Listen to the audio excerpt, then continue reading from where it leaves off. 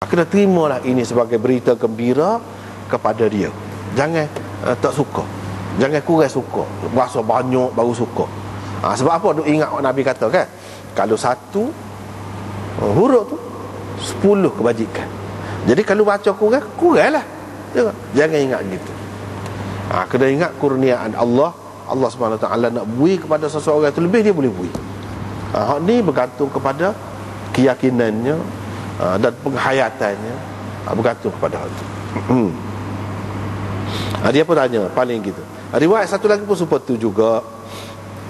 Cuma nak ayat di sini, surah-surah ni ataupun ayat-ayat Quran ini boleh kita baca pada ketika-ketika tertentu.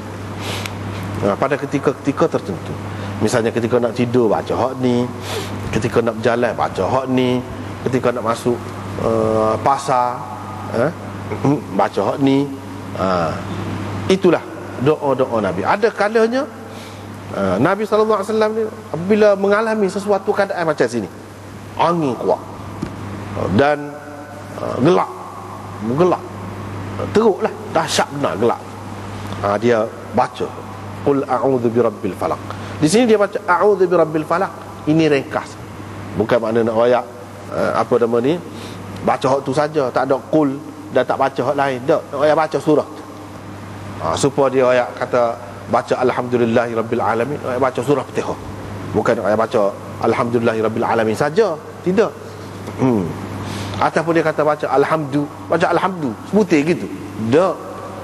Maksudnya baca habislah surah tu. Begitu juga di sini. Surah ni surah pelindung. Kalau nak melindung melindungi diri kita daripada gangguan makhluk halus, daripada kejahatan orang yang nak berkhianat pada kita, bolehlah baca hak ni. Baca hak ni. Dalam keadaan angin kencang ke apa pun, Nabi SAW ajar sahabat dia suruh baca hak ni. Jadi hak ni sesuai untuk tempat-tempat tu. Babun kaifa yustahabbu tartil fil qiraah. Sekatu wallahu a'lam.